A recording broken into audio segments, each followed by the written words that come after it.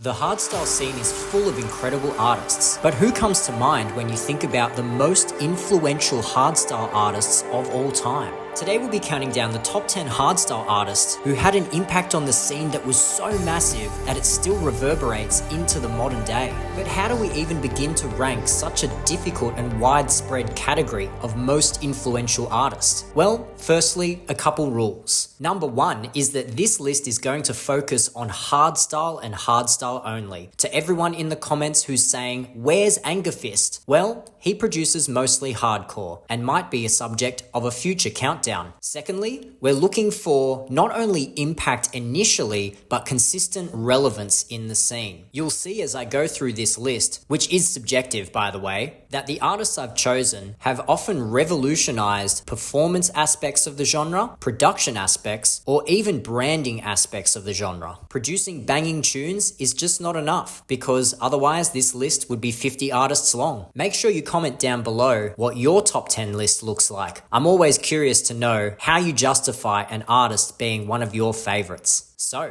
let's get into it. And fingers crossed I won't rustle too many jimmies with this one. Kicking things off at number 10 with D-Block and Estefan. Deirdrick and Stefan have actually been producing since 2005, where they released fresh new beats and even sampled some mixes on Dana's album. Their first musical breakthrough as a duo came in 2006 with their cracking release Keep It Coming. They were then signed to Scantraxx and things really kicked off with Music Made Addicts in 2009 and Rockin' Your Mind in 2011. That propelled them into the zeitgeist of popular festivals like DEFCON 1, Climax and Cubase. Their sound started to evolve and become incredibly versatile with tracks like Loop Machine, Take Me There, Rebel and Built This City continually getting a run at festivals to this day. And perhaps that's why I have them on this very list, because their sound has continued to evolve over the years and they've maintained a very high level of relevance in an incredibly tough market where artists sadly do come and go. Their pivot to change up their act and create ghost stories in 2019 further established that D-Block and Estefan weren't just standard red stage performers. They were the kind of guys that could put on a show. They could close down the whole damn DEFCON 1 weekend. The combination of live vocals and tracks like Darkest Hour with Sub-Zero Project propelled the Ghost Stories project into every single end show and multiple different renditions of live pyro and fireworks, firmly entrenching this particular act as one of the most desirable to close down festivals. Averaging 8 new releases roughly since 2021, D-Block and Estefan are still incredibly active producers and continuously pumping out music that fills dance floors across the world. At number 9, we have the one who controls the blade, Mr. Brennan Hart.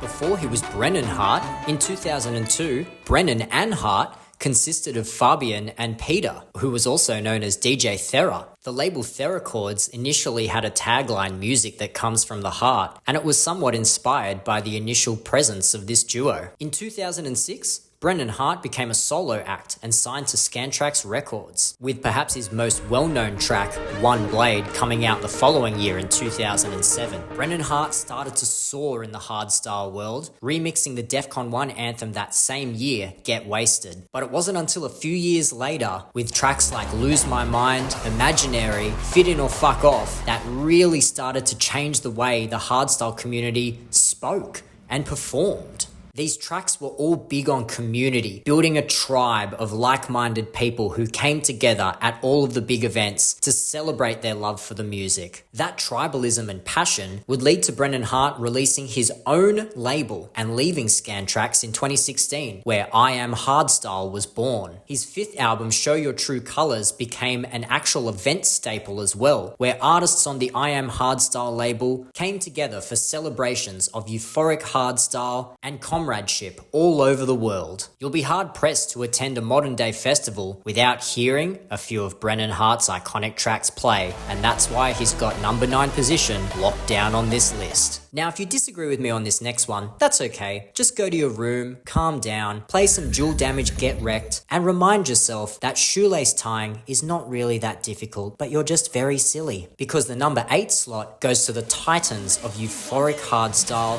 Wasted Penguins. Hailing from from Sweden, John and Pontus were genuine pioneers when it came to creating euphoric music that dealt with some pretty heavy themes like love, loss, depression, and sadness. Things that weren't really that common in hardstyle up until this point. The release of Anxiety in 2010 struck a chord with so many hardstyle fans across the world because it touched on the theme of drawing strength from the festival community and letting out our anxieties with furious dance moves and filthy beats. Melancholia, Stay Alive, and Crea Diem are also some of the tracks that hit this euphoric vein and are still personally some of my favorite hardstyle tracks to this day. In February 2020, John actually resigned from Wasted Penguins, citing mental health issues, and it provided that sense of reality check to everyone in the scene to check on their mates and know that the music that we listen to is a really good avenue to explore some of our emotions. I feel like you can really tell that's why these tracks from Wasted Penguins are emotional as they are. It's from two lads who are really dealing with some shit, and they've been exploring it as best mates for over a decade up to this point and crafting music that will last a lifetime. That to me is a genuine sense of impact and why I have them at number 8 on this list. At number 7, they come from the shadows, the darkest elite. They're the kings of the underground. They are Guns for Hire.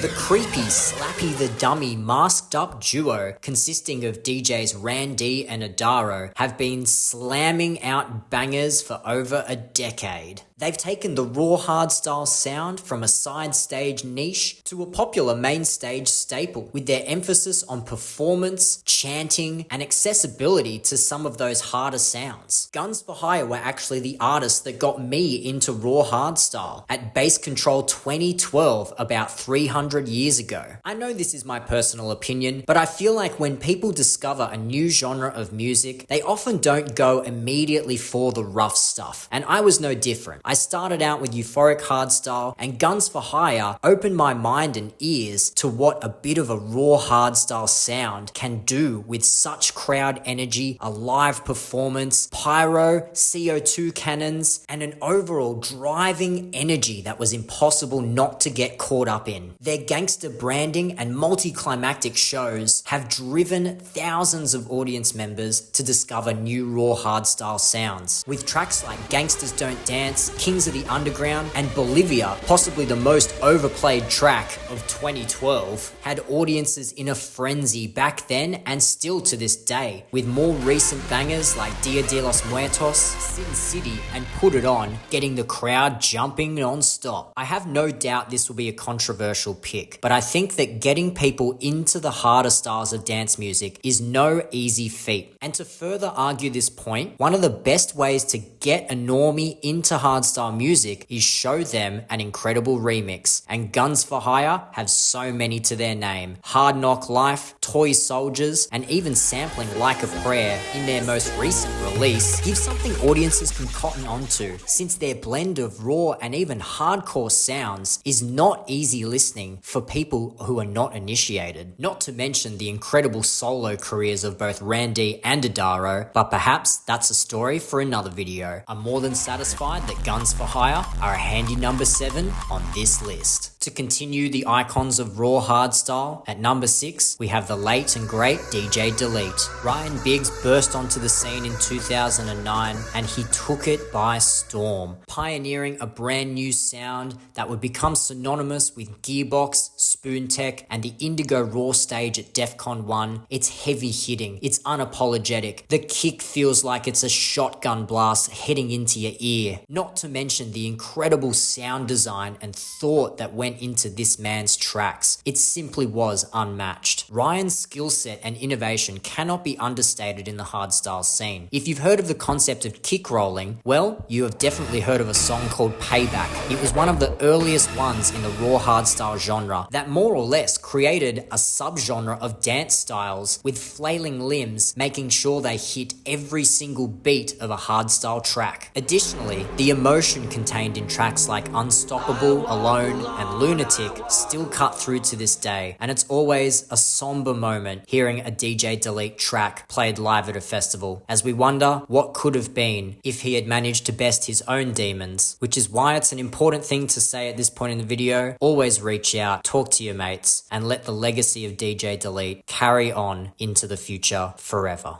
RIP DJ Delete. Ryan, you'll never be forgotten. Before we move into our top 5, I want to take a moment to say thanks so much for watching this video, and if you're enjoying it, make sure you leave a like, leave a comment, because I do want to hear what your top 10 most influential artists look like, and if you enjoy countdown videos like this one, check out the top 10 rave dance videos of all time video that I posted last week. It's an absolute banger and full of lots of nostalgia. But without further ado, it's time for some massive titans of hardstyle to make their appearance. Coming in at number 5, we have TNT. Techno Boy and Tune Boy. It's hard to think of two DJs that have had more impact on the scene, both individually and as a duo. The amount of aliases from these boys alone simply rack up way more than any other artist that I can think of. Builder, Two Best Enemies, Dark Oscillators, including their own solo careers that span incredible tracks like T-Cento, Rage, XY, and even the remix of New Style Crap showcasing versatility with a bit of hardcore production. These lads are simply titans of the scene. Inaugurated as DEFCON legends themselves, TNT have been pumping stages with First Match, Reverse the Bass, Digital Nation, Got the Music, and a whole host of other bangers for 2 decades now. These guys are a big reason why reverse bass is still one of the most popular styles of hardstyle that you'll hear at shows today. The perfect combination of euphoria, driving reverse bass, and a presence that says we are DEFCON legends.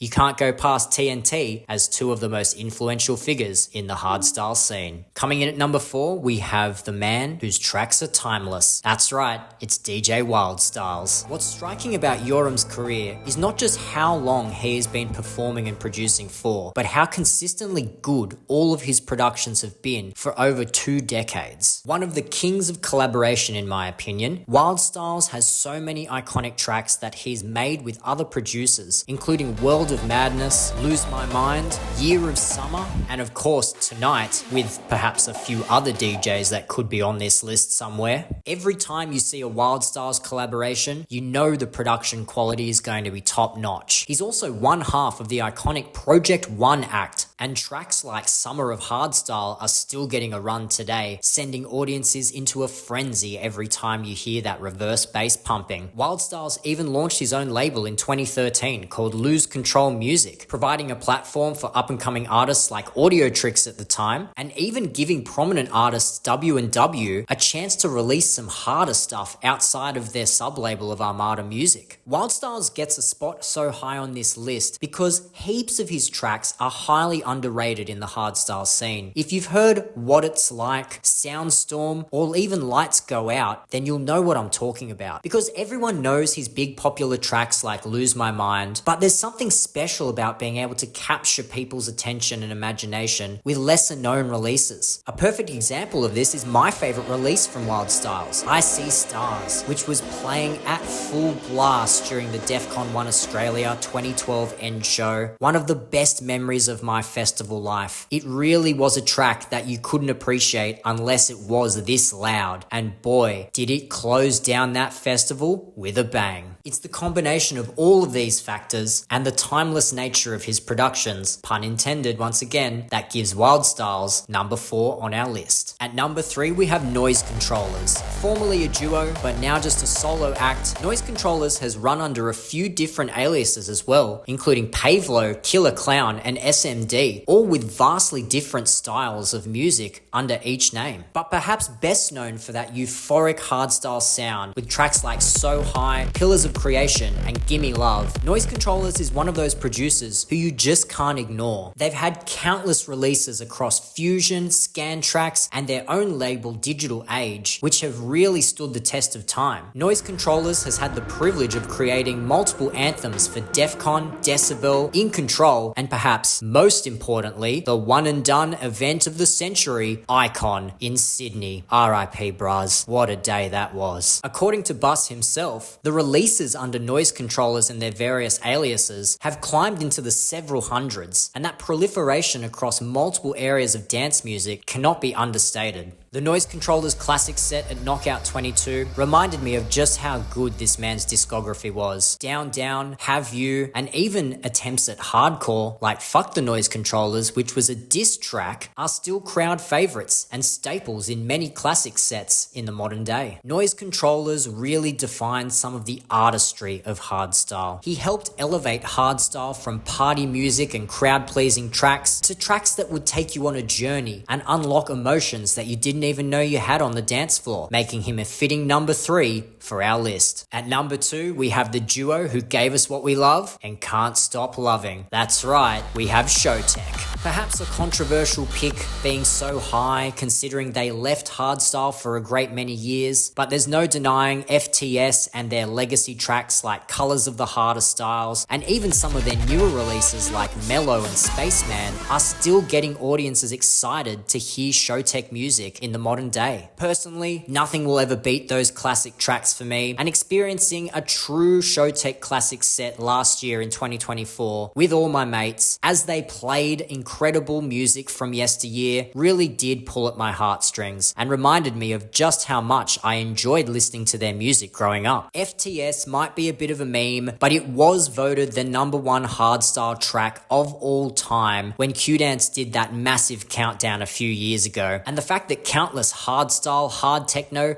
and even randomly drum and bass DJs are giving FTS a whirl in their sets these days is mind-boggling. It came out in frickin' 2007, and yet I see it everywhere on TikTok. How many tracks can you think stand the test of time like FTS has? It's something about those lyrics. They might be cheesy as hell, but that is kind of the essence of the hardstyle scene. Not giving a fuck at all and just living our best lives, doing whatever we want on the weekend, celebrating our love for hardstyle music. So while Showtek might only play hardstyle at the end of their sets these days, or do a classic set once in a blue moon, they still deserve a spot high on this list. I'll straight up fight anyone who wants to argue. And the number 1 most influential hardstyle artist of the modern era is bam bam bam bam bam bam bam bam. That's right, it's DJ Headhunters. Willem was looking for a creative outlet and he initially purchased some turntables back in 2004, entering the DEFCON 1 DJ contest with a mate of his, Bobby Van Patten, or rather Van Putten, sorry Dutchies. Their duo, Nasty D-Tuners, was signed to Scantraxx in late 2005, but due to some problems with the previous label that the boys were signed to, they couldn't use their initial name Nasty D-Tuners, and that's where Headhunters was born. Willem first performed solo at the end of 2006, and by 2008 we had the iconic Project 1 collaboration with DJ Wildstyles. Headhunters as a brand was on the up and up, and finally in 2009 we got possibly the best DEFCON 1 anthem of all time, Scrap Attack.